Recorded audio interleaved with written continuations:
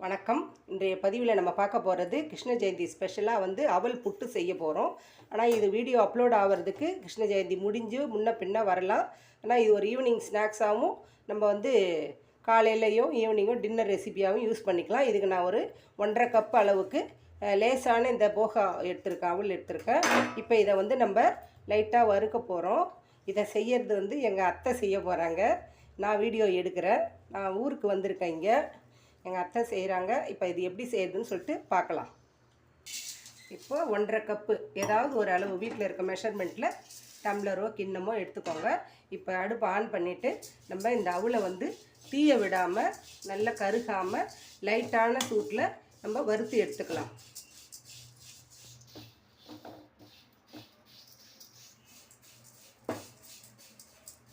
ரொம்ப சிம்பிள், ரொம்ப ஈஸி. காலையில் நம்ம இட்லி தோசைக்கு பதில் செய்யலாம், ஈவினிங் ஸ்நாக்ஸுக்கு கொடுக்கலாம், குழந்தைங்களுக்கும் நம்ம கொடுத்து அனுப்பலாம். பாருங்கள், நல்லா கைவிடாமல் நல்லா கலர் சேஞ்ச் ஆகிற வரைக்கும் நல்லா அதை உடச்சி பார்க்கும்போது கிறிஸ்பியாக நம்மளுக்கு நொறுங்கணும், அந்த அளவுக்கு இருக்கணும். இது லேசான போக அவுள். இது நீங்கள் கைக்குத்தல் அவுள் அந்த மாதிரி நிறைய அவுள் வெரைட்டி இருக்குது, நீங்கள் அந்த மாதிரி கூட எடுத்துக்கலாம். இப்போ இதை எடுத்து நீங்கள் இப்படி பண்ணிங்கன்னா மறுமறுப்பாக இருக்கணும், இன்னும் கொஞ்சம் நேரம் வறுக்கணும். இது பாருங்கள், இப்போ நல்லா சூடாகிடுச்சு. இப்படி பண்ணோன்னா நல்லா நொறுங்கி மாவாக வருது. இந்த ஸ்டேஜுக்கு நம்ம அடுப்பை ஆஃப் பண்ணிவிட்டு எடுத்து ஒரு பவுலில் கொட்டி இதை ஆற வச்சுக்கலாம். இந்த அவலில் 2 ஏலக்காய் போட்டிருக்கேன். இந்த ஏலக்காவையும் சேர்த்து இந்த அவலோடையே சேர்த்து பொடி பண்ணிட்டு வந்துடுறேன். இந்த அவல் ஆறிடுச்சு நல்லா. இப்போ பாருங்கள், நான் இந்த வறுத்த இந்த அவலை நான் கொஞ்சம் குறகுறப்பாக தான் வரும், அவல் நைஸாக வராது. இந்த அளவுக்கு நம்ம பொடி பண்ணி எடுத்துக்கணும். நம்ம எடுக்கிற அவுளை பொறுத்து இருக்குது. நம்ம கெட்டி அவுள் எடுத்தால் கொஞ்சம் நிறைய வரும், லேசான அவுள் எடுத்திங்கன்னா கொஞ்சம் கம்மியான அவுள் தான் வரும். நீங்கள் அதுக்கு தகுந்தாற் போல் நீங்கள் வெல்லத்தோட அளவை கூட்டியோ குறைச்சோ நீங்கள் யூஸ் பண்ணிக்கலாம். இப்போ அடுத்த ஸ்டெப் பார்க்கலாம். இப்போது அடுத்தது வாணலில் நம்மளுக்கு தேவையான அளவு நெய் ஊற்றிக்கலாம். ஒரு 2 ஸ்பூன் ஊற்றினா போதும்.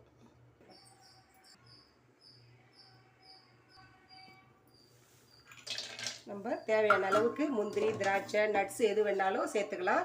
பாதாம், வெள்ளரி விதை, இந்த மாதிரி எது வேணாலும் ஹெல்த்தியாக நம்மளுக்கு நட்ஸு போட்டு குழந்தைங்களுக்கு கொடுக்கலாம். இதை நல்லா பொன்னிறமாக வறுத்து எடுத்துக்கலாம். அடுத்தது தேங்காய் நம்ம துருவி ஒரு 1/4 கப் அளவுக்கு சேர்த்துக்கலாம். அந்த நெய்யிலே நம்ம வதக்கி எடுத்துக்கலாம். இப்போது இந்த தேங்காயை நம்ம இந்த அவல் அரைச்சதில் போட்டுக்கலாம்.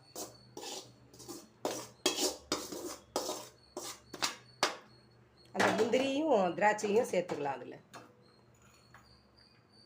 லைட்டாக ஒரு பிஞ்சு சால்ட்டு போட்டுக்கலாம்.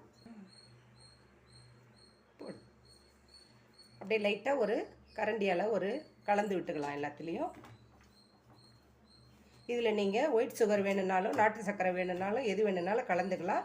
நான் இன்றைக்கி வெல்லம் கரைச்சி கொஞ்சம் போட போகிறேன். கொஞ்சமாக இது ஆறின பிறகு கொஞ்சம் பால் தெளித்து பிசைஞ்சி ஒரு தட்டு போட்டு மூடி வச்சுட்டோன்னா ஒரு 20 நிமிஷத்தில் அது நல்லா தண்ணியெலாம் அப்சர்வ் ஆகி நல்லா அவல் ஊறி நல்லா சாஃப்டாக மெதுன்னு இருக்கும். அப்போ நம்ம கலந்து கொடுத்துட்டு அடுத்தது வெல்லத்தை கரைச்சிக்கலாம்.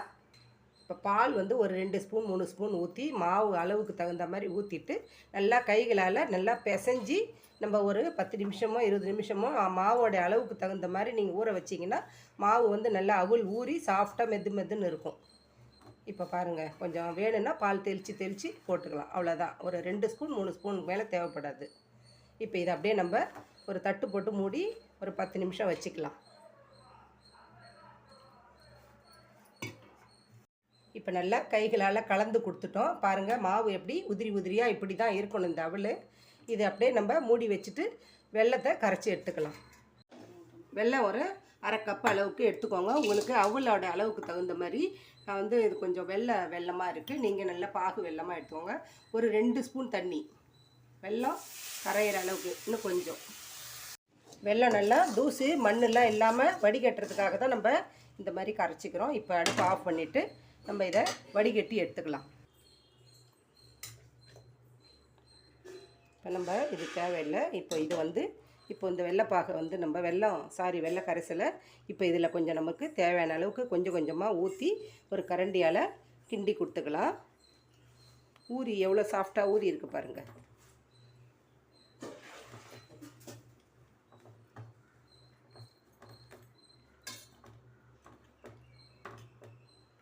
சும்மா கொஞ்சம் ஒரு ரூபா நிறுத்தியிருக்கிறோம். வேணும்னா நம்ம அதை யூஸ் பண்ணிக்கலாம்.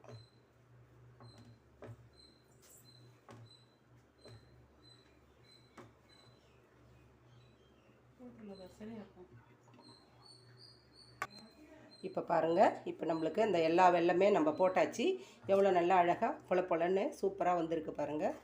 சீக்கிரமாக குயிக்காக செஞ்சிடலாம்.